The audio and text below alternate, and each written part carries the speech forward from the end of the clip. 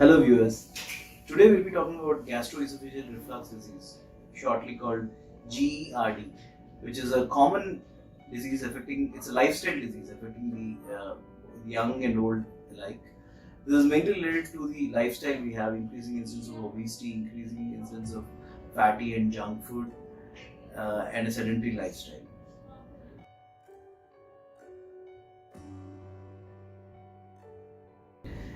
Gastroesophageal reflux disease is a condition in which the contents inside the stomach, which is supposed to stay inside the stomach, like your acid, the bile, the intestinal juice, the food, and the air which we swallow, they actually come back up into the chest, into the esophagus, and into the throat. So normally, all of us have a mechanism. So when you take the food comes down the esophagus.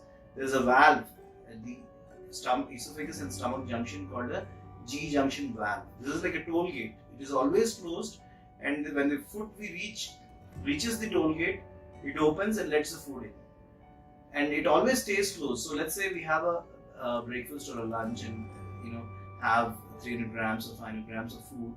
For the next 3-4 hours, the stomach is inside the food, getting mixed up with the acid and the bile juices, and getting slowly released into the intestine. During this time, this valve makes sure that nothing comes back up into the chest.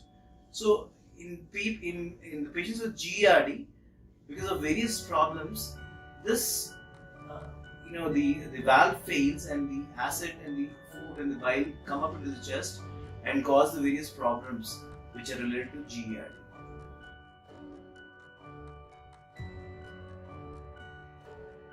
The symptoms of GERD, the common symptoms are: one is heartburn. Heartburn is a feeling of severe pain or burning behind the sternal plate in the chest. Chest pain. The chest pain can sometimes be so severe that the patient can actually, many of the youngsters go in the night as an emergency, thinking that they have a heart attack. So it can cause severe chest pain. It can cause a feeling of heaviness inside the chest. A lot of belching, throat pain and throat burning can be a symptom of GERD. Laryngitis, dry cough, very dry, irritating, long-standing cough can be a symptom of GERD. In some patients, night cough, worsening of asthma, sinusitis, halitosis, what we call as bad breath in the mouth, can also be related to GERD.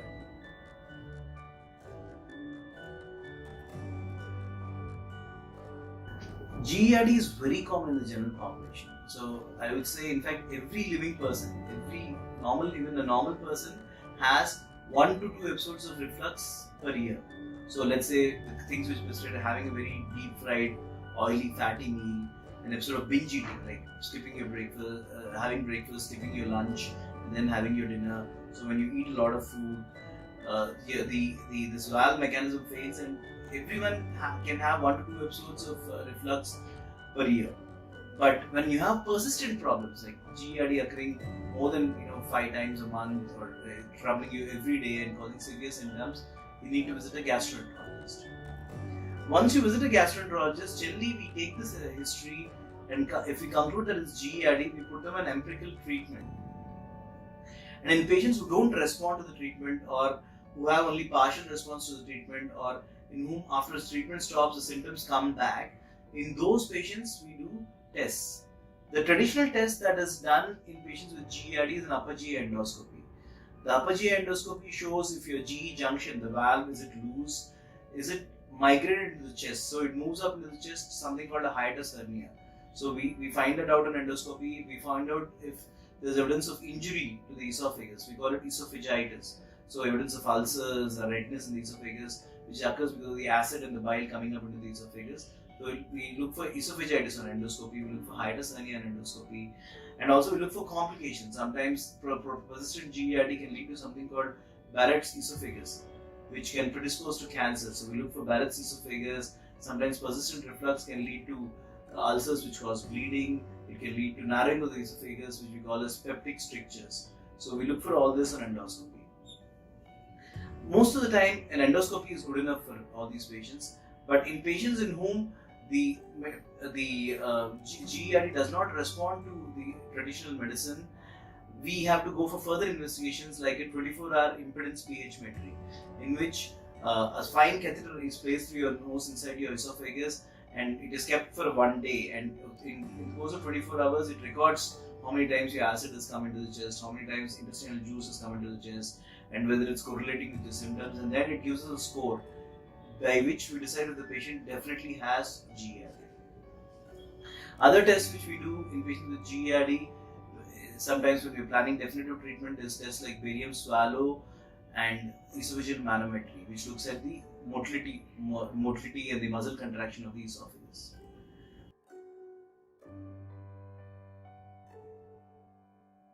The treatment of GERD is, like I said, GERD is a lifestyle disease. So the first step of the treatment is a lot of lifestyle modifications. There's a wide list of food to be avoided for GERD. Alcohol versus GERD, smoking versus GERD, deep fried oily foods versus GERD, and like I said, binge eating, skipping a meal and then having a very heavy meal versus GERD. Certain types of foods versus GERD.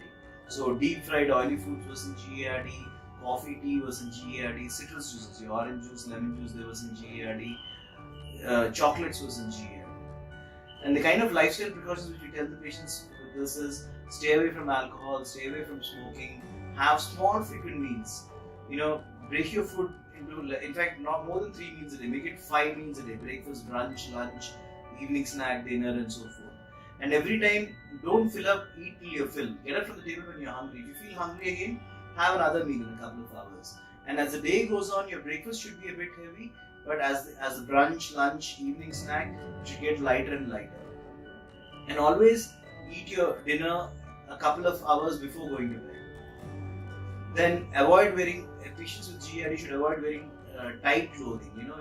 If your waist is 34, don't try to fit into your old 32 pants. When you fit into tight clothing, it worsens reflux. And weight gain is it's an issue. So patients who have a lot of weight, it increases the intra-abdominal pressure and worsens the reflux. So you need to lose weight. Of course, other than these measures, the main treatment of GERD in terms of medication is the PPIs. PPIs are the proton pump inhibitors which reduce the acid secretion in the stomach. So we have medicines like rabiprazole, pantoprazole, esomeprazole, elaprazole, lansoprazole, which actually reduce the acid secretion and give very good symptom relief for some of these patients. But as you realize, these inhibit only the acid secretion and decrease only the acid component of the reflux. So you can have good relief with PPI, but your bile reflux, food reflux, and the air reflux, which reflects as belching, these things can persist even after PPI. Another concern which we have is the patients who are on PPI, they keep taking long-term PPI. That means keep taking the antacids and medicines for years together. Now there is evidence to show that taking PPI for long period affects has many side effects in terms of increased incidence of Alzheimer's, kidney disease, bone disease, cardiac disease, as well as increased incidence of gastric tumors. So a lot of patients, they say we are taking gas Betalol, gas tablets, which they keep on taking for years together. This is supposed to be avoided. And if you're having persistent reflux symptoms after stopping the PPI, you need to meet a doctor.